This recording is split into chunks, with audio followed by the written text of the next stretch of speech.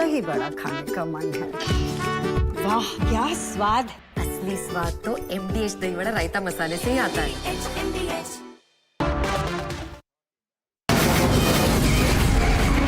From the Republic Media Network headquarters, it's time for Arnab Goswami on the debate.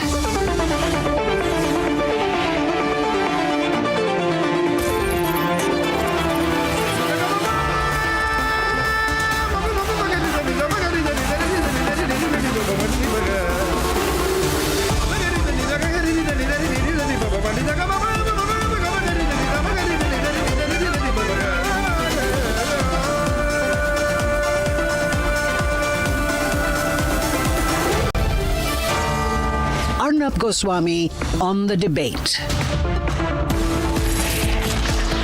On the show tonight, big trouble for the Samajwadi Party politician turned so-called professor at Ashoka University. Really gets pulled up despite all the support of the Tukre gang. 8:30 p.m. tonight, another top Congress leader criticizes Operation Sinindur. He says it's Thodi Si activity. Congress party out of sync with the sentiment of people in the country.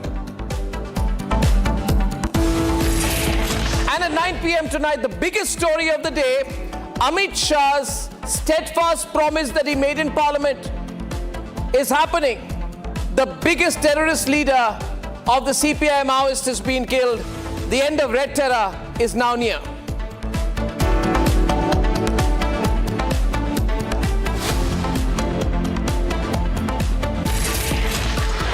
Ladies and gentlemen, at the start, I want to say that I know the reason you like my program and the reason you watch me is because I talk about the things that the Lutyens media will not talk. I talk about the things that the Tukre brigade will not talk.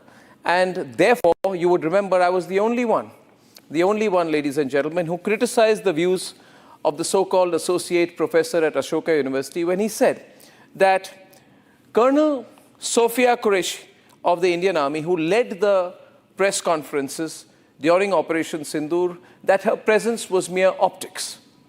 And he had run down the presence of a Muslim woman officer from the Indian Army about whom we are so proud. He ran her down and in a misogynistic way tried to say that if a woman is there in a press conference of the Indian Army, and that also if the woman happens to be a Muslim woman wearing an Indian Army uniform, then she's there only for optics.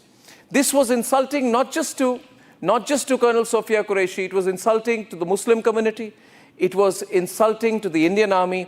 It was an attempt in a time of war by this malevolent professor to drive a religious wedge within our armed forces. And what can be worse than that?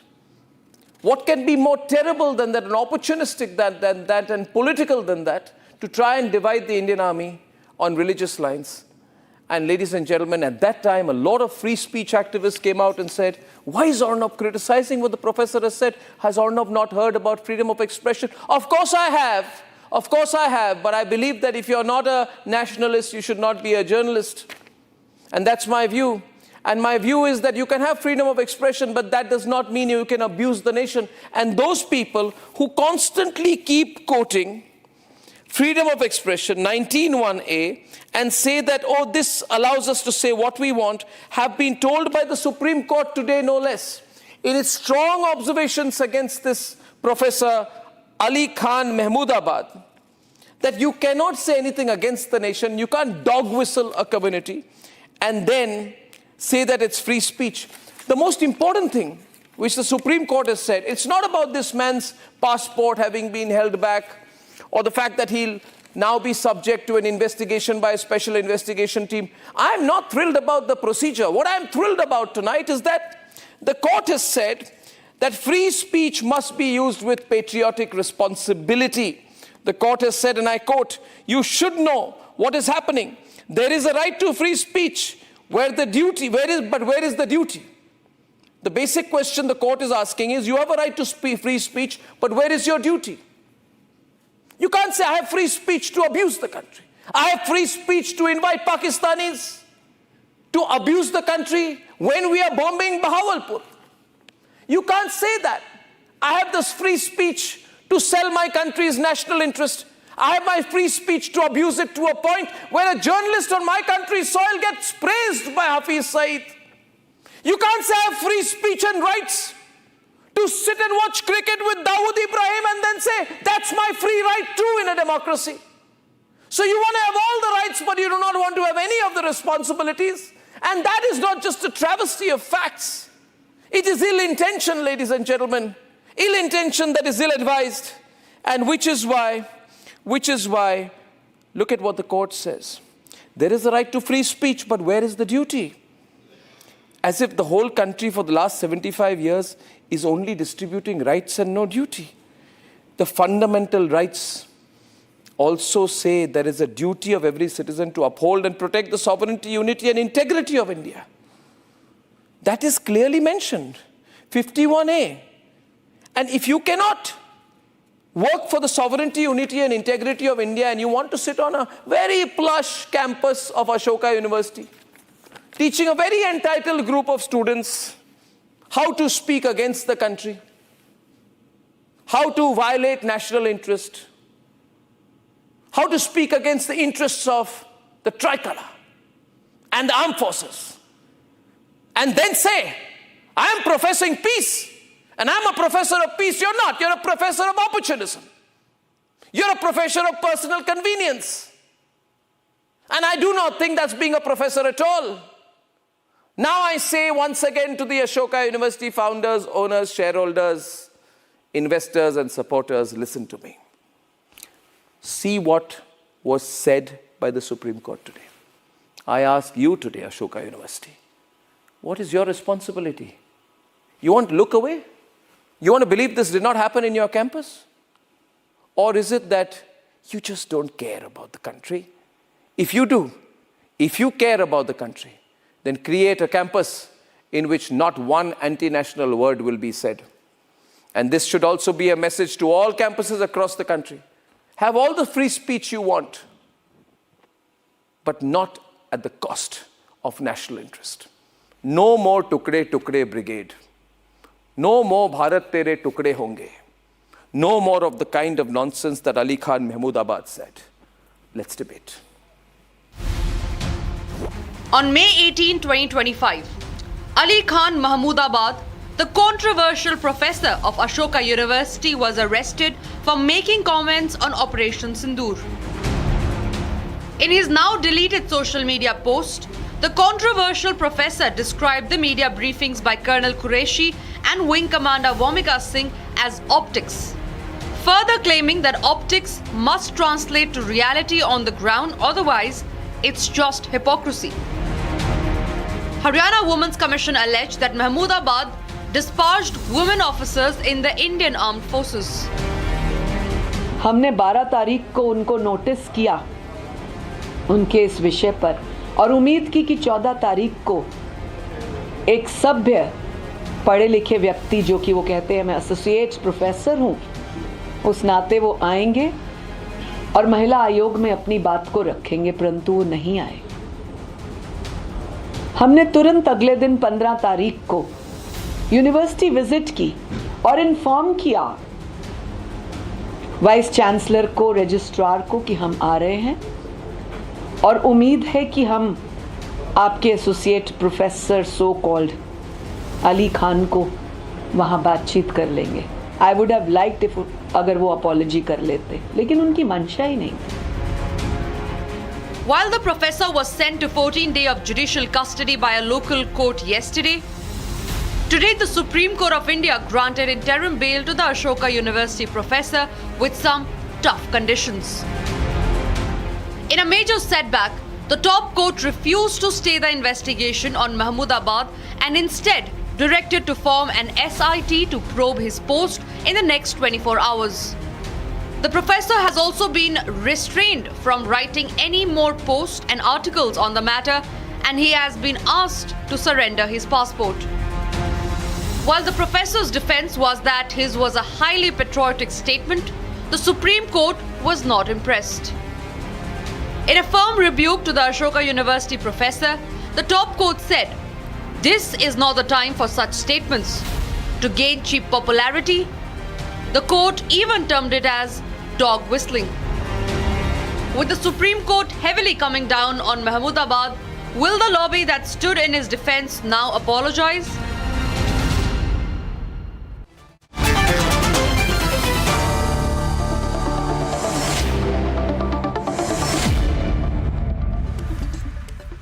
Okay, so we have on, let's see the sides tonight. We have Advaita Kala, and we have Deshratan Nigam, and we have Lokesh Jindal.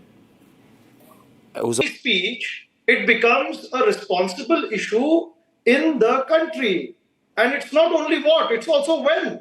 So this statement delivered by him was not just a generic academic statement or a generic observation. It certainly had a malicious intent, and the Supreme Court has done the right thing to form a committee, an SIT, to probe into the exact intent with which this statement was made. Now, this is not something ordinary. We have seen in Haryana that there is a girl, she is already, there are individuals who have been arrested on charges of spying, and there was some form of an intent, some form of intrusion into the civil society, some connects were made, and that was the right thing to do, to have such people rounded up and an investigation carried out as to what exactly was their motive and intent. Because that is not the right time to make such forms of comments, what the professor has made. Yes. So he deserves such form of a bashing, and I want Ashoka University to take a firm stand on this, come out clearly, take a stern action, and set a precedence against such. Ashoka can take is to sack him, but they won't do that. You see, they want to, what do they say, Advaita, run with the hound and, what is that? Pardon me? Run with the hare, I think. Run with the hare and hunt with the hound. Okay. So they want to do that. Ashoka University wants to have it both ways. They want to support this lobby also, unless now we are going to keep a close watch on what Ashoka University does. See, there is an aspect of responsibility. See, Advaita, in all this intellectual obfuscation, we forget the man is a politician. He has joined the Samajwadi Party. He's tried to fight an election. Look at all the visuals of him with the Samajwadi Party cap on the campaign trail. Then he goes to Ashoka University, becomes a professor. But he's trying to incite Muslims against the Indian army, against the Indian state in a time of war. Now, how big a crime is that? Arnab, let me give you an important point. No, Advaita, and after Advaita, yeah, Advaita. I think the point Lokesh made is very important. We're in the time of info wars, narrative wars, as well as kinetic wars. So we're dealing on all those fronts. So like we discussed, that young lady from Haryana who's right now under custody for possibly having spy links, there is definitely a plan underfoot wherein a certain narrative is being pushed out into the public domain. We cannot dispute that. That is happening, and it is happening with the intention of dividing communities along religious lines, as well as undermining what India has achieved with Operation Sindoor. This is very actively happening, and we shouldn't be surprised that it is. However, we cannot assume that whoever speaks out like this is actually part of that larger plan. That's why I'm saying I'm in full support of what the Supreme Court has done, which is granted him bail, conditional bail, seeing that he might be at flight risk, as well as investigating where the links lead up to, if at all. And I think that's perfectly fine and legitimate in a situation such as this. So let me in a time like this. Yeah, see, I want to make a point on sleeper cells. And I'll take 1 minute on this. The problem in our country is we forget sometimes that the intellectual termites who hate our country want to eat our country from within. They want to exploit our democracy, and we are allowing them the opportunity to do so. My view is right now that we are in a very important phase in our country. We have sleeper cells everywhere who are working against the country. Now, who are these sleeper cells? They can be radicals, they can be academics, they can be urban Naxals, they can be Maoist supporters, some may be PFI surrogates, that after PFI is banned, you change your name. It's like after Lashkar-e-Toiba is banned, they change their name. Some may be openly supporting, some may call themselves overground workers, right? These are all masks. And the problem is, you want to be blind, Desh Ratan Nigam, and say, nahi, ye sab galat hai. Main keh raha hu, is desh mein hai. There are sleeper cells everywhere in our country. It becomes the responsibility of vigilant Indian citizens to identify sleeper cells in our country. Who are sleeper cells? Those who are working against our country, who want to bring our country down. It may be somebody who believes in Ghazwa-e-Hind. It may be somebody who believes in Maoist terrorism. It may be somebody who says, I'm an overground worker. But these sleeper cells, don't give me this very super elitist South Mumbai opinion. Kuch nahi hai, let's just go out and have a cheeseburger. Life is not like that. Don't live in an urban, echo chamber, Kishore. Even the financial industry of Mumbai needs to understand all finance will go agar sleeper cells active ho jayenge. Then with the changing, what is going to happen? You'll hold the country together. You'll build the economy. You'll build your wealth. But what will happen if the country falls? Okay, Arnab, let me respond. And I hope you'll give me my time. I'm neither No. You agree or not that vigilant Indian citizens should now have their own responsibility in exposing sleeper cells? Go to the police, file cases, stick your neck out.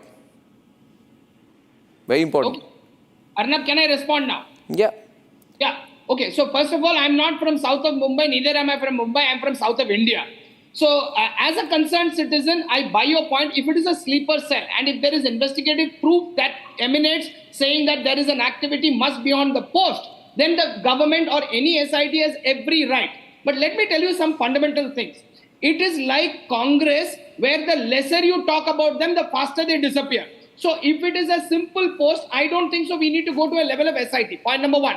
Point number two, what makes India a vibrant democracy? No, what is wrong with SIT? China, what is wrong with SIT? Pardon me? Because he's professor, you should not have SIT. You should have SIT for ordinary people. मेरा professor से कोई मतलब नहीं है, मुझे jail से कोई पसंद नहीं है, ना मुझे नाम पसंद है, ना औरंगजेब सर नाम पसंद है, तो मुझे उनसे कोई मतलब नहीं। No. I think that's naive. I think that's the classic chalta hai attitude which has got us into so much problems in the first place. I think that we have to recognize the fact that there is a narrative war. The fact that this particular detention led to headlines in places like the New York Times. We know all about what the New York Times does. So it's interesting how all the wires seem to come together when these kind of incidents happen for particular people. So we are in the midst of a narrative war, and we need to be careful, and we need to be not only careful, but like Arnab said, vigilant. And if the Supreme Court, in its wisdom, feels that this justifies a deeper look, then they should take a deeper look. And I think it's very important that they do, because this is the world we live in today. Unfortunately, people are doing this. There are sleeper cells. There are sleeper cells. There are sleeper cells everywhere. Imagine, will we realize about sleeper cells after a 9/11 kind of situation? Huh? After 9/11, what happened in America? The political commentator has earlier been supporting the Congress. I'm told he's had a change of heart. I'm not sure.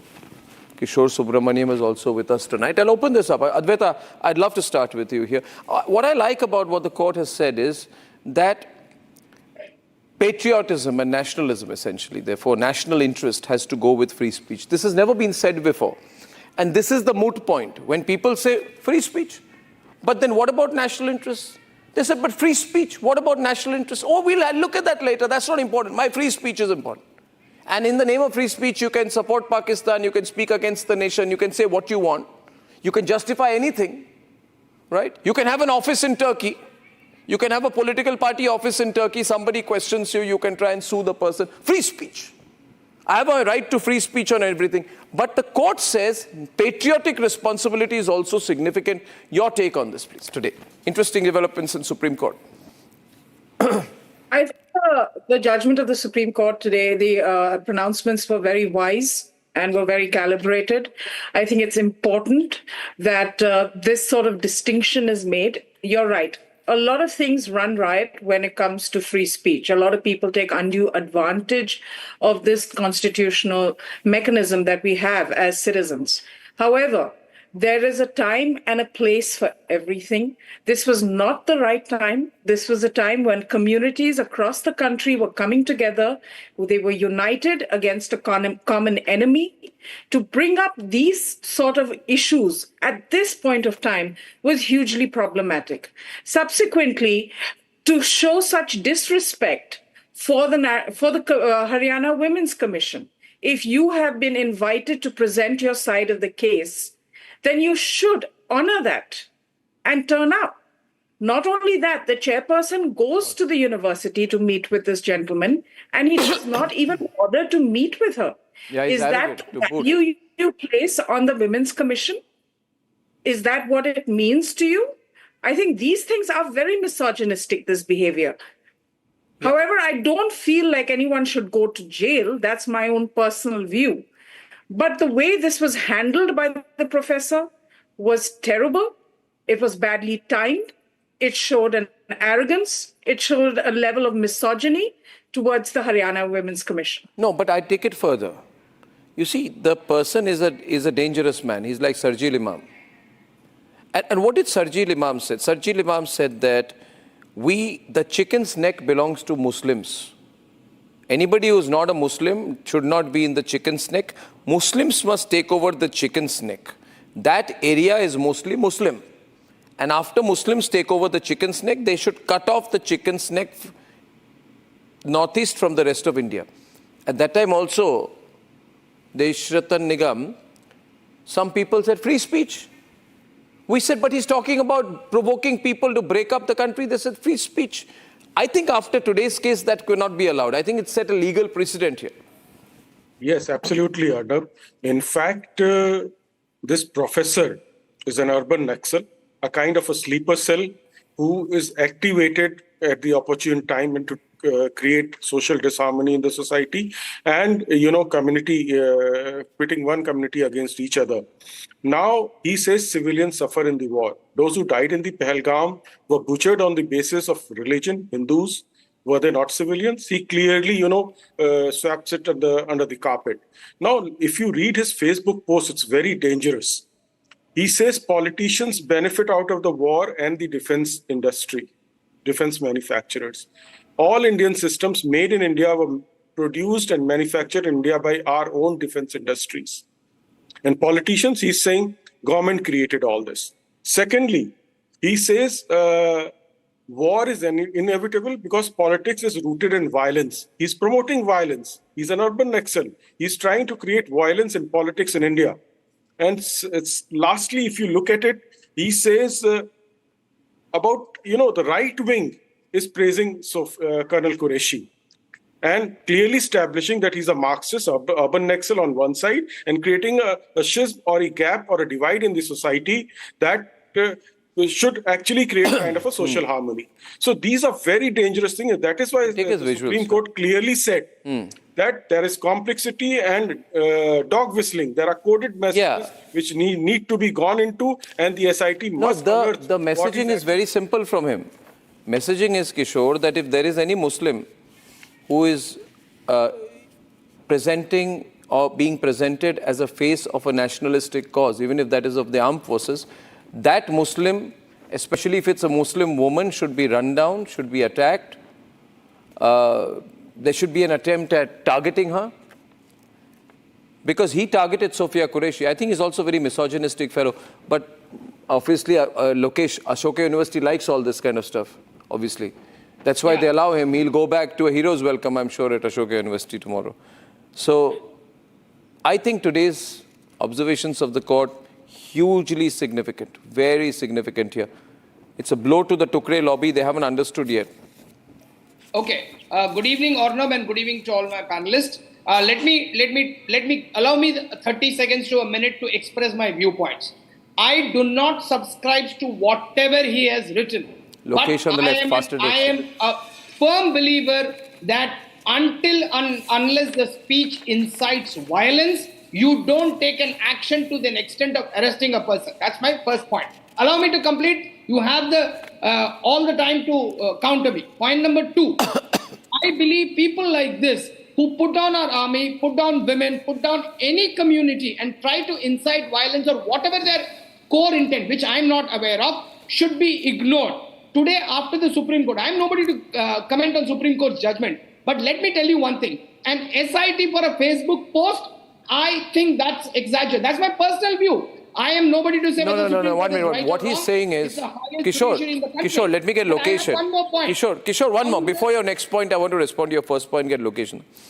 You see, don't think this fellow is innocent. He's trying to tell Muslims that if you're in the army, don't fight for India. He's trying to tell Muslims, if you're wearing the uniform, don't fight for the country. Don't be like Sophia Qureshi. Muslims are being troubled everywhere in India. Muslims can't breathe. Muslims can't leave.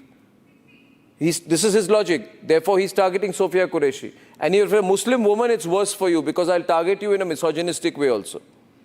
And interesting, Ashoka University, which says it's all very progressive, is this Ashoka University, this Tukre lobby there, is clapping for a man who's abusing women. I mean, his position is more extreme than that of the All India Muslim Personal Law Board. Lokesh, no, there is a war. There is a war. You're targeting a Muslim woman. That is deliberate targeting, right, Lokesh? First of all, the gentleman is a professor in political science, head of department. He knows very well what exactly is the state of emergency, although the emergency was not proclaimed, but we were at a state of war, a kinetic war. And when we talk about free... The woke lobby suddenly woke up. Oh my God, there is terrorism has hit us. What did you think? Terrorism will not hit you at home. Were there not sleeper cells that led to 9/11?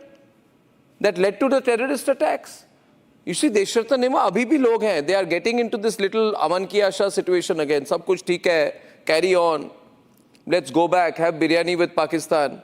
I'm saying there are sleeper cells. And universities must not allow any sleeper cells.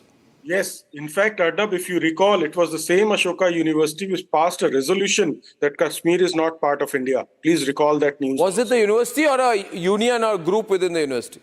Yes. And therefore, let me point out few things. The observation of the court that what about the duties is a paradigm shift, because earlier they were only talking about rights.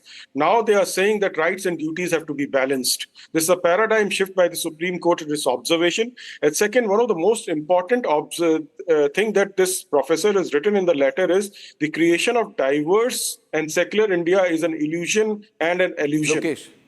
So he's doubting the creation of India's secularism and is saying it is an illusion and an illusion. So it's a very important point that you have to notice. This is how he's inciting people. And secondly, to the panelist who was saying that violence has to take place, only then you can bring in certain sections. No, there is something called attempt to an offense for which equal punishment is given for actual offense being committed. This is a legal position. So therefore, here clear an incitement of violence, creating disharmony and enmity between communities, and also, imputing intention to the government of India and also our defense industries, bringing down and tearing down our defense industries, and also promoting violence, saying that politics is rooted in violence and therefore war is inevitable.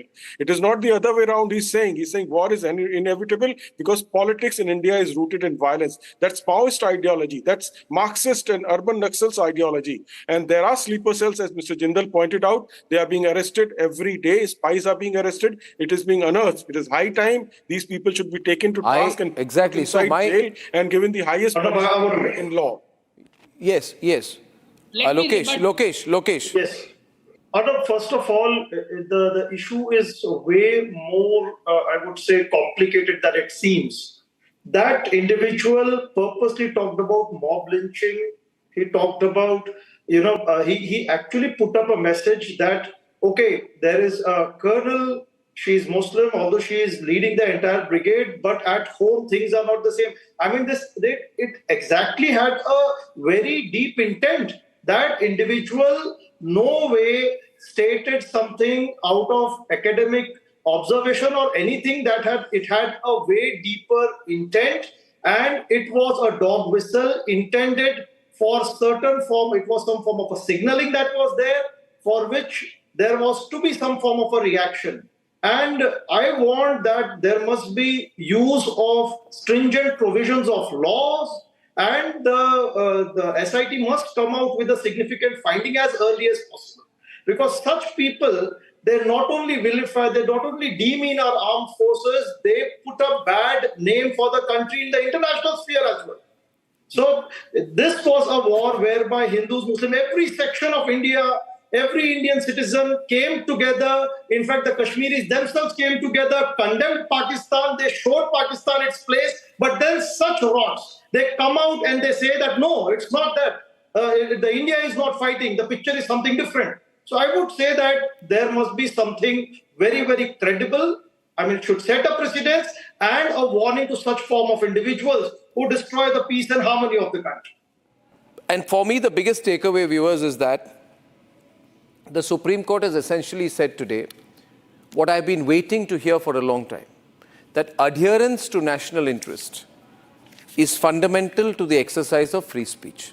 Imagine if we had a judgment like this in 2016, then Rahul Gandhi would never have been able to support the people who said, Bharat tere tukde honge, inshallah, inshallah. The whole sedition issue in JNU would have never happened. I really congratulate the Supreme Court for giving such excellent observations today while looking at this case of the Ashoka University professor. Ashoka University management, don't look the other way. You have a responsibility too.